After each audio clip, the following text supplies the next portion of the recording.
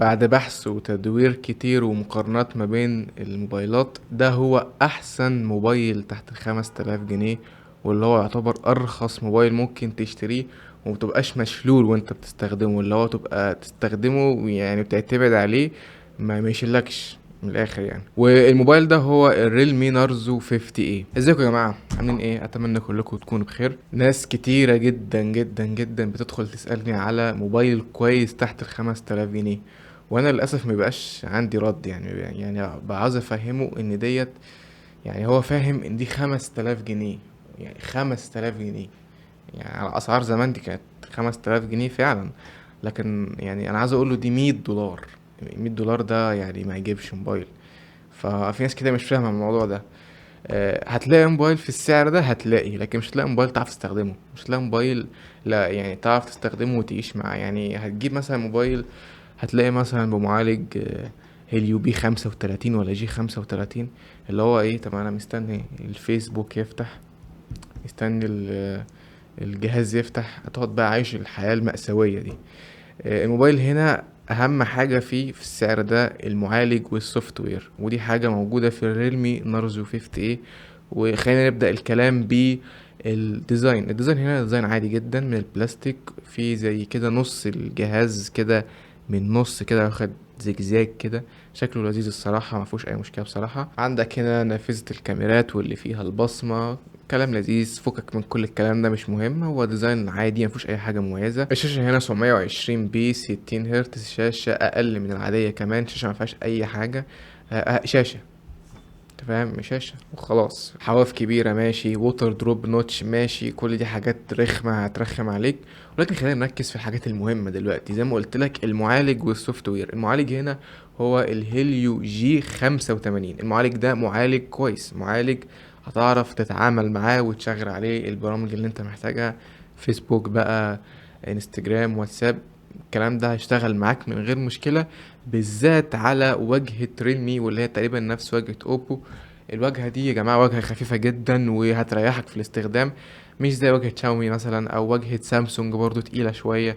لا، دي من احسن الواجهات اللي ممكن تستخدمها على الموبايلات الرخيصة. ففي حتة الاداء دوت، الموبايل ده هيبقى كويس معاك، هيشتغل معاك كويس، ممكن تقعد بيه سنتين تلاتة وانت يعني متبقاش مخنوق. تقدر كمان هنا تلعب بابجي وكول اوف ديوتي من غير مشكلة، لان المعالج ده اصلا كان معمول في الاساس للجيمنج او للالعاب. يعني عندك هنا 64 او 128 جيجا بايت مساحة تخزين، مع 4 جيجا بايت رامات. ودي نقطة كويسة، لان معظم الموبايلات اللي في الفئة السعرية ديت ب3 جيجا بايت رامات، وممكن تلاقي يعني 32 كمان. يعني الحمد لله والحمد لله. طيب بالنسبة للكاميرات، عندك 3 كاميرات. الكاميرا الأساسية 50 ميجا بكسل، فتحة عدسة 1.8، وعندك كاميرا ماكرو وكاميرا دبس. والله هي الكاميرا لذيذة، يعني كاميرا والله كويسة، فيها معالجة ألوان كويسة. عندك كمان هنا كاميرا ماكرو، يعني ممكن تقرب شوية من الحاجة كده وتصورها زي الصور الروشة اللي بتنزل اليومين دول. فهي الكاميرا كويسة، هتلاقي فيها تفاصيل كويسة، معالجة الألوان بتاعت ريلمي كويسة برضو. ولكن لازم تبقى عارف ان مفيش موبايل في السعر ده بيقدم كاميرا قوية، مفيش موبايل يعني هتجايبه للتصوير في السعر ده، لازم تزود. طيب بالنسبة للبطارية، فهي بطارية 6000 ملي أمبير، بطارية عملاقة هتقعد معاك يومين من غير أي مشكلة. فيعني انت واخد هنا بطارية جامدة جدا، ممكن تكون بطاريات احسن موبايلات فلاج شيب كمان. ففي حتة البطارية الموبايل هنا جامد جدا. الشاحن هنا موجود في العلبة عادي، يعني مش زي سامسونج تشيلك الشاحن من العلبة وشوف بقى انت هتجيب بقى شاحن منين. وعندك هنا جراب، وفي سكرينة كمان على الموبايل، فيعني انت هتاخد الموبايل مش هتدفع عليه حاجة.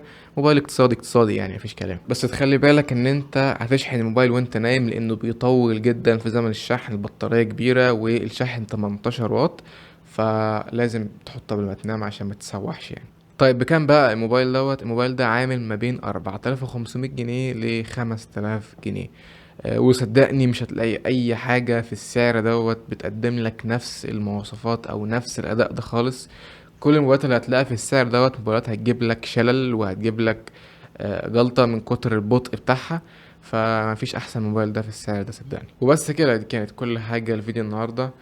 قول لي كده لو عجبك السلسلة بتاعة الفيديوهات دي، بنجيب موبايلات محدش واخد باله منها، او موبايلات نازلة بقالها فترة ولكن هي موجودة واسعار قوية، زي مثلا فيديو السامسونج الام 52 ده كان من نفس النوع السلسله دي كده.